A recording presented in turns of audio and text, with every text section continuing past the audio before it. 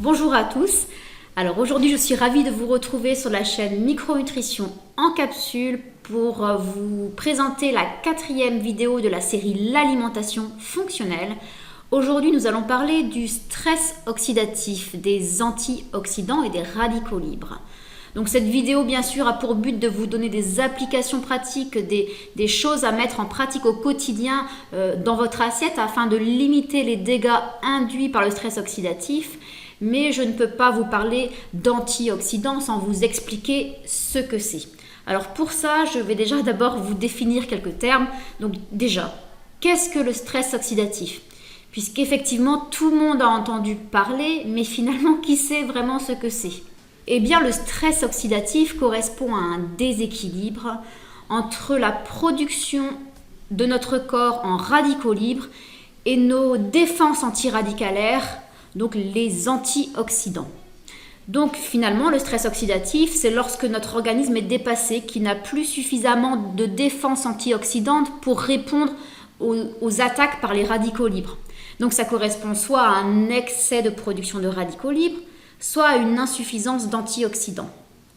Alors maintenant qu'on a compris ce qu'était le stress oxydatif, mais qu'est-ce qu'un radical libre ? Eh bien, un radical libre, c'est une espèce chimique qui possède un électron célibataire.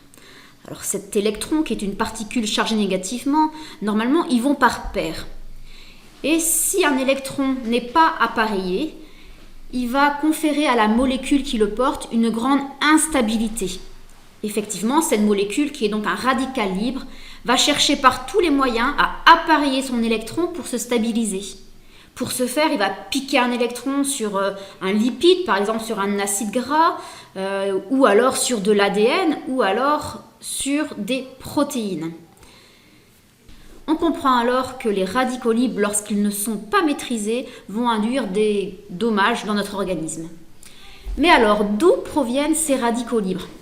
Eh bien, au risque de vous décevoir, vous en produisez tous et vous continuerez à en produire, puisqu'effectivement, la première source de production de radicaux libres, c'est votre chaudière énergétique. Vos mitochondries vont brûler vos calories sous l'effet de l'oxygène, on appelle ça une oxydation, pour en extraire de l'énergie. Donc, c'est inévitable de produire des radicaux libres. Si vous avez des mitochondries fonctionnelles, vous en produirez moins, mais vous en produirez tout de même. Deuxième source de production endogène de radicaux libres, c'est votre foie. Lorsque le foie reçoit vos toxiques, afin de les éliminer, il va procéder à différentes phases. Et la première phase va inévitablement produire des radicaux libres. Ainsi, plus vous êtes exposé à des toxiques, plus vous allez produire des radicaux libres. Troisième source principale de production endogène de radicaux libres, c'est votre système immunitaire. Lorsque vous êtes en inflammation ou lorsque vous avez une infection, votre système immunitaire va synthétiser, va relarguer des radicaux libres sur les éléments pathogènes dans le but de vous soigner. Donc pour résumer, les radicaux libres sont produits par vos chaudières énergétiques, par votre foie et par les cellules de votre système immunitaire. Alors, étant donné la toxicité de ces radicaux libres, on comprend aisément qu'on a certainement des systèmes de défense. Alors, quels sont-ils ? Eh bien, effectivement, nous utilisons différentes stratégies antioxydantes. La première stratégie, c'est tout simplement l'utilisation des antioxydants classiques qui sont des donneurs d'électrons. Dans cette catégorie, nous retrouvons la vitamine A, la vitamine E, la vitamine C, mais également le glutathion, l'acide alpha-lipoïque, le coenzyme Q10. Ce qu'il faut savoir à propos de ces donneurs d'électrons, c'est qu'ils agissent en synergie. Effectivement, ils se recyclent les uns les autres. Imaginez par exemple un acide gras oméga 3, qui sont les acides gras d'ailleurs les plus oxydables, parce que plus un acide gras possède de doubles liaisons, plus il est oxydable. Ainsi, vos oméga 3 sont très facilement oxydés. Donc imaginez un acide gras oméga 3 oxydé. La vitamine E va pouvoir lui donner un électron, donc pour recycler l'acide gras, pour le réduire, on appelle ça une réduction. Mais la vitamine E, qui avait un nombre pair d'électrons, se retrouve alors avec un électron manquant, avec un nombre impair. Alors la vitamine C peut donner un électron à la vitamine E, afin de la recycler également. Mais c'est la vitamine C qui va se retrouver dans la farce, elle va se retrouver à son tour oxydée, c'est-à-dire avec un électron de moins, donc instable, et va chercher à le piquer encore à une autre espèce. Et là, c'est le glutathion qui intervient, qui va donner un de ces électrons à la vitamine C. À son tour, le glutathion sera oxydé. Il pourra alors récupérer un électron ou de la vitamine C ou du NADPH. Donc vous voyez, il y a vraiment un effet d'engrenage, de synergie. Ce qui est important à comprendre, c'est que ces antioxydants travaillent en famille. Il ne sert donc à rien d'importer un antioxydant comme la vitamine E, A, C en grande quantité si vous n'apportez pas tous les antioxydants donneurs d'électrons en famille, puisque ça va alors répondre à la loi du maillon faible. Une petite exception tout de même pour l'acide alpha-lipoïque, qui est un antioxydant qui à lui seul a la capacité de réduire vitamine A, E, C, glutathion. Donc si vous voulez donner un seul, il faudra à ce moment-là choisir l'acide alpha-lipoïque. Deuxième stratégie antioxydante, les enzymes. Vous êtes équipé d'enzymes donc qui dépendent de vos gènes, qui vont vous permettre de lutter contre ces radicaux libres. Ces enzymes utilisent des micronutriments, des cofacteurs pour soutenir leur fonction. Et on va retenir que le sélénium, le zinc, mais également le cuivre, le fer, le manganèse sont des micronutriments nécessaires pour optimiser ce fonctionnement enzymatique. On va retenir essentiellement zinc et sélénium, à savoir que le sélénium, on n'en donne pas en complémentation sans avoir fait de bilan objectivant un déficit, tout comme le fer, le cuivre, le manganèse. Le zinc, il y a beaucoup moins de risques. Et donc la troisième stratégie antioxydante, ce sont les polyphénols. Alors les polyphénols, ce sont des molécules qui sont synthétisées par les végétaux dans le but de se protéger contre les agresseurs environnementaux. Intempéries, parasites, prédateurs, etc. Donc ce qu'on comprend, c'est que si les végétaux poussent avec des protecteurs artificiels comme des serres, comme des pesticides, des antifongiques, eh bien ils n'auront pas besoin de synthétiser ces polyphénols pour se protéger. Donc les aliments bio, les aliments provenant d'une agriculture raisonnée vont devoir se défendre, se seront stressés dans l'environnement et vont devoir donc synthétiser des polyphénols en bien plus grande quantité dont nous pourrons bénéficier. Donc maintenant qu'on a défini radicaux libres, antioxydants et stress oxydatif, revenons un petit peu sur le stress oxydatif. Quelles en sont les conséquences? Donc vous avez compris que le stress oxydatif, c'est quand je produis trop de radicaux libres par rapport à mes défenses antioxydantes. Et bien du coup, lorsque les radicaux libres ne sont pas maîtrisés, ils vont oxyder les lipides, comme je vous ai dit, mais notamment les lipides polyinsaturés, ceux qui ont beaucoup de double liaison. Je vous renvoie à la vidéo sur les acides gras. On comprend alors aisément qu'un oméga 3 qu'on pourrait recommander pour l'inflammation, l'allergie, pour améliorer la cognition, etc., sera totalement inutilisable. Il sera oxydé si vous avez du stress oxydatif. Dans ce cas, la prise en complément d'oméga 3 sera même plus néfaste que bénéfique.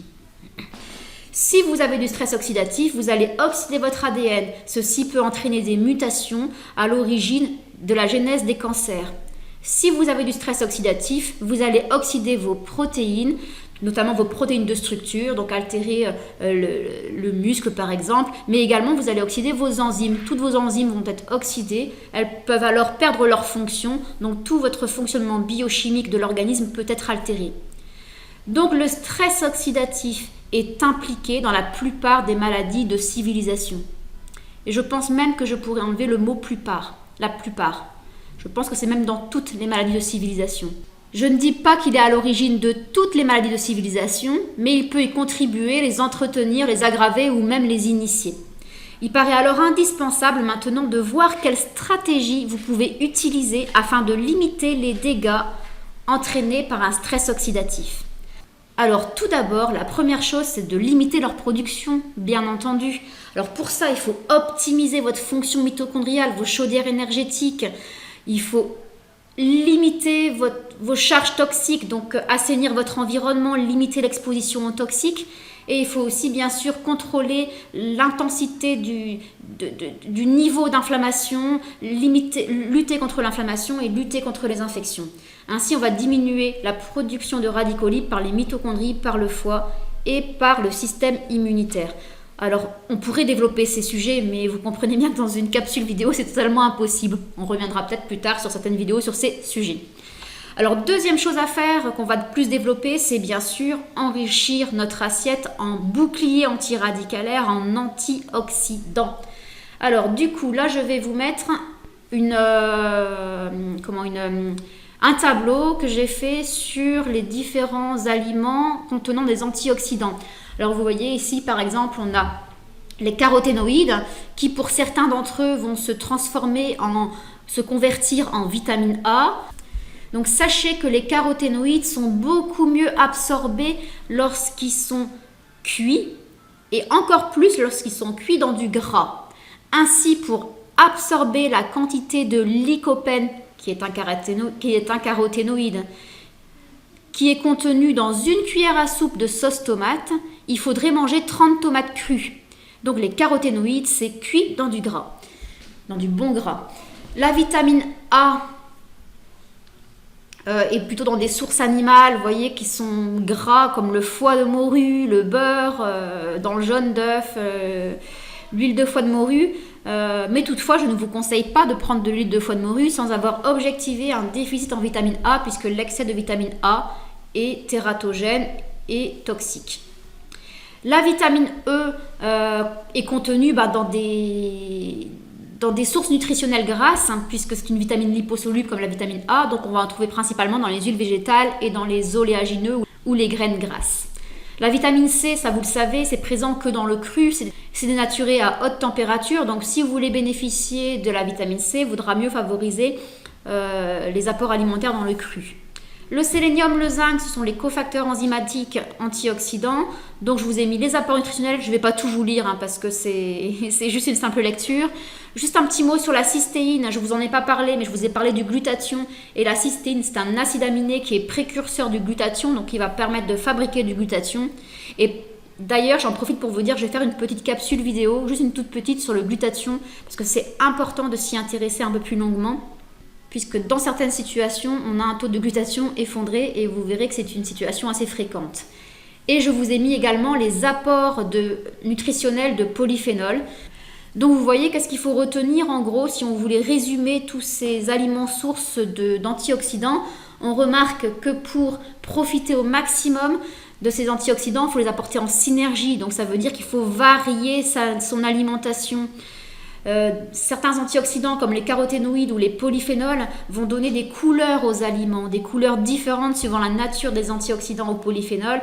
Donc vu qu'ils agissent en synergie, apportez des couleurs dans votre assiette, des couleurs variées, ne soyez pas monochrome.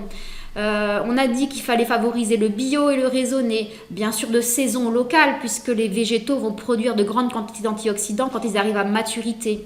On va alterner le cuit et le cru, puisqu'on a vu que certaines choses étaient présentes que dans le cru et d'autres étaient beaucoup mieux absorbées dans le cuit. Et on va enrichir son assiette au quotidien d'épices, d'aromates, buvez du thé, mangez varié. Donc voilà, c'est les messages que je voulais vous faire passer dans cette vidéo. J'espère que le message est passé, que c'est suffisamment clair et que je ne vous ai pas trop embarrassé avec tous les détails biochimiques. Donc, je vous remercie d'avoir suivi cette vidéo. Vous pouvez la partager, la liker, la commenter. Abonnez-vous à notre chaîne et je vous retrouve très bientôt pour la 5e capsule vidéo où on va cette fois parler de chronobiologie alimentaire. Vidéo qui sera faite, je pense, en 2 capsules. Donc, dans la prochaine capsule, on va parler surtout de l'importance de respecter ses horloges, sa chronobiologie alimentaire au moment du petit déjeuner. Voilà, je vous remercie. À très bientôt.